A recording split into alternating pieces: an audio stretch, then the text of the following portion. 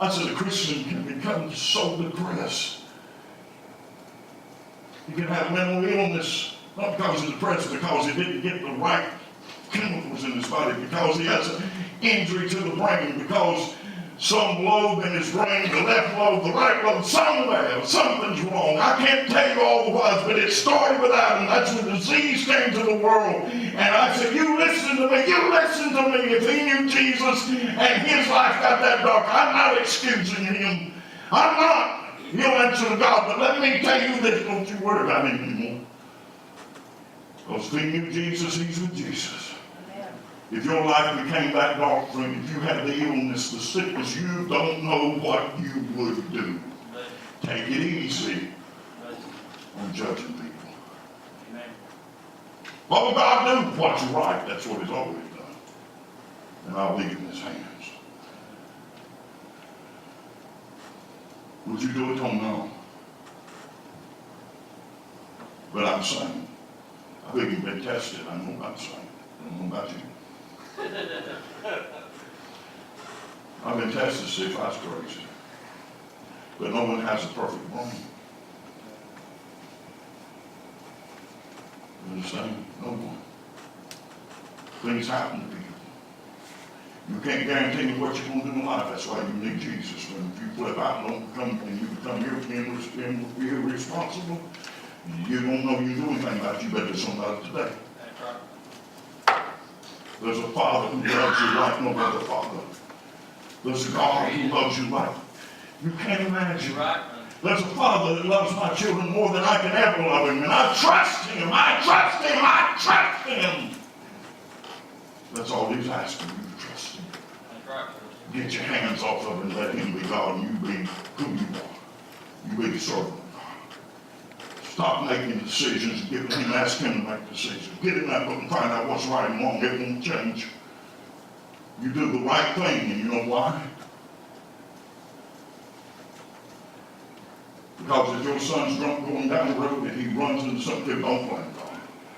He wouldn't drive that car. You understand me? God, don't you say, why did God? God wasn't driving that car. He didn't do that.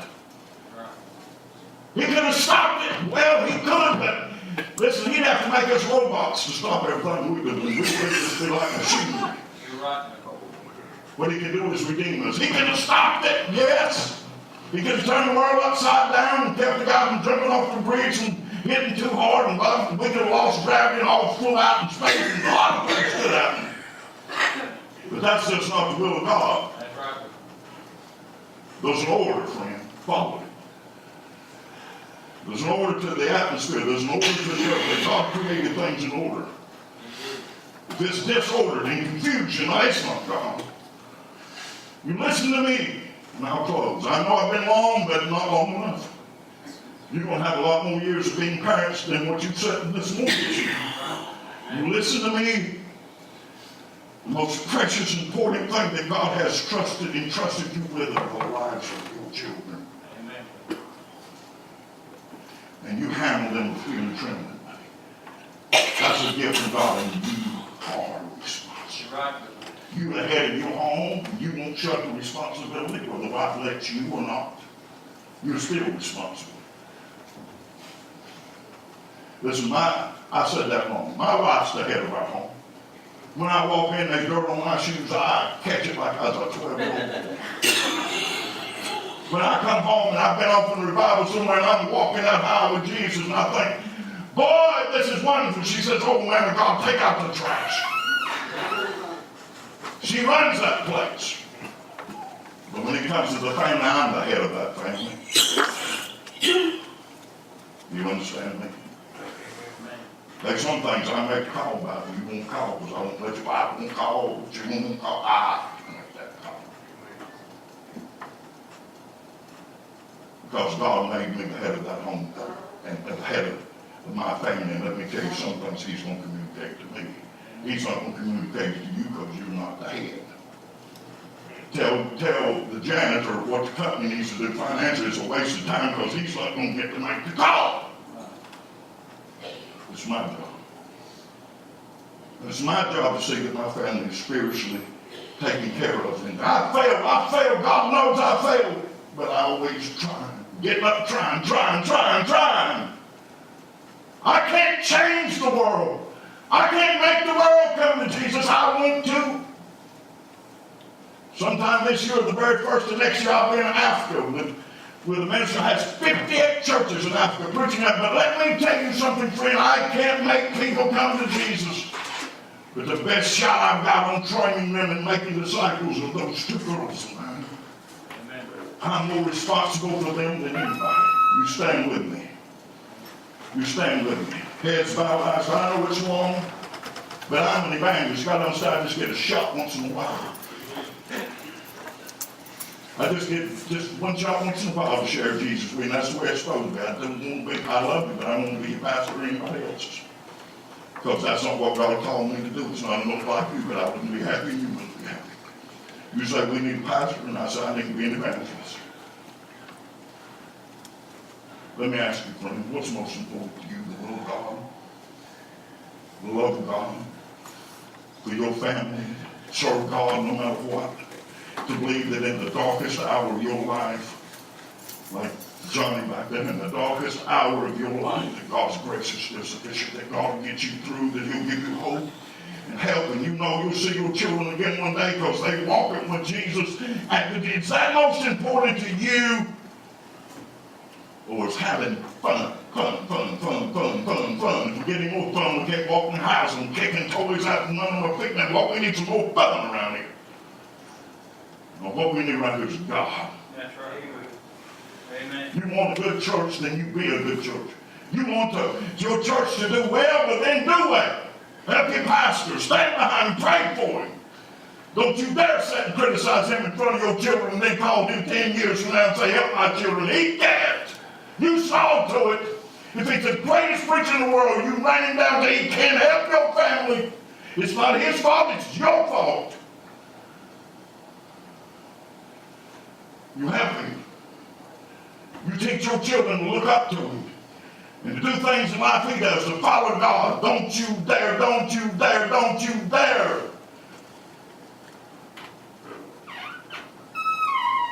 Take the man that God's put in their life to help you help them and destroy that relationship with your children. Whatever you're mad about is not worth it, friend. Get rid of the madness, the anger. God, I apologize. Some people sometimes know I didn't do anything. I apologize when they did wrong. You get right with your pastor. Come to church. You don't have anything better to do. You don't have anything more important to do. Come to church. Teach your children to go to church. Because if you don't, when you're old and you're dying, you're going to be sitting around saying, I sure wish my children would get right with God. Well, guess what? You had the chance to teach them to be in church, and the church won't save them, but that's probably where they'll get saved. Don't you do it. Don't you let the devil destroy your family. It's easy to stand around and criticize the pastor. Let me tell you something. You're the priest of your home. How you doing? You have the same responsibility there that your pastor has here. How you make it out?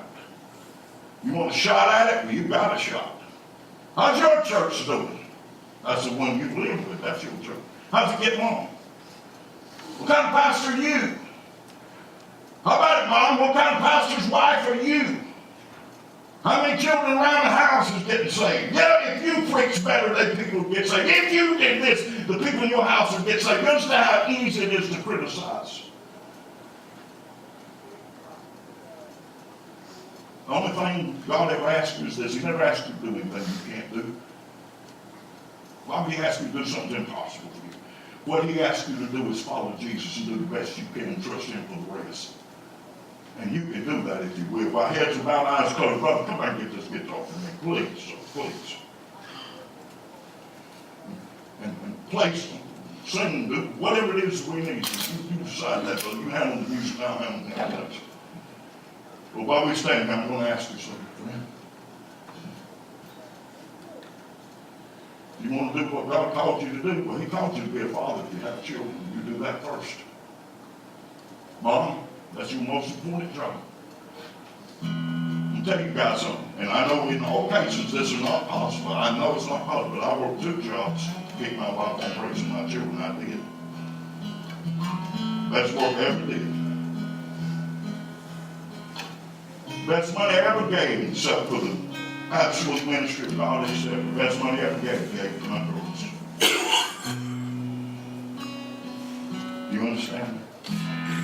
I went 2 years one time, and I was like you. I didn't want my children to be embarrassed in school. 2 years one time. We bought them nice clothes. See, they had nice. I wore the same suit, and I kept it in clean, so I wore the same suit for 2 years, 3 times a week. With nothing wrong with that. I'm not ashamed of that. At the time, I was happy to do it, and I'm happy I did it. I go back to wearing the same suit and wear it for 10 years to help my family. You see, that's where I pastor first. That's where I minister first. You listen to me. If you gain the whole world, you lose those 2 children, you've lost everything. It won't mean anything to you. If you become the wealthiest person in the world, you know your children are going to be in hell. It won't mean a thing to you in this life. There'll be no joy, no peace, no sleep. You better give them to Jesus and then obey him. Do what he says is the most glorious thing in the world to you. And then you love your neighbor as yourself. You have to do for his children what you want done for yours. When he needs help, you reach out and help him. You help each other in church. You help each other with the children. Sometimes they won't listen to mom and dad, but there's a good spiritual person here. Young man, old man, they might want to keep his mouth shut and follow Jesus. Find one, just one, and be his friend, and help him with his children. And when the time comes and they won't listen to parents, you ask them to talk to your children. You'll be shocked at who God can use. You'll be shocked.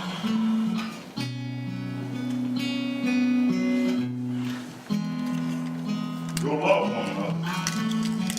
Help each other when it comes to family. Pray for each other in the family. That's what church is. Does your children wake up on Sunday morning and say, I don't want to go to church if they're saying, hurry up, let's go. Let's don't be late. I got to get something to I mean, what are your children doing and why? Who's responsible for that? You tell them. You don't read this book, you can't teach what you don't know. You won't be able to teach your children. You better read it. I'm just telling you what's best for your family and best for you.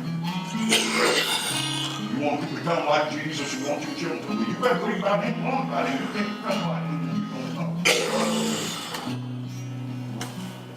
If I loved your family too much this morning, if I held you too long, please forgive me.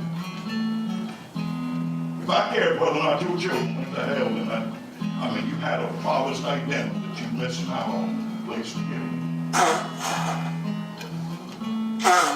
I just did the best I could. That's all. Followed Jesus and did the best I could. If I hurt you in the process, I'm sorry. Please pray for me. I hate me sometimes more than you do. But I gotta follow Jesus because I can't get rid of him. I gotta live up.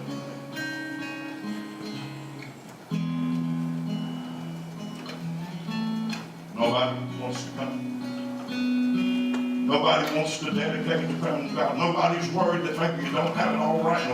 Nobody cares. When I'm preaching in Africa, they care.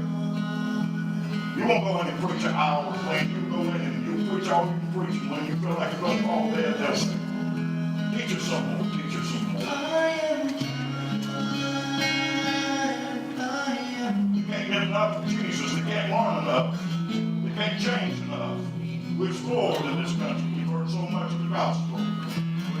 We think we can just shun God, do anything we want to do. God will always just be there to say, well, that's all right. Come on, whatever you want to go. I'll come back. You assume things you can't assume things you don't know. But I know this today. Whosoever will come and take of Jesus, pray in the water of life. Whosoever will can come this morning. Dad, God help you. Dad, ask you. He gonna help you. Nobody else can help you. I understand God help you. Not because you asked, like Brother Jesus said that day.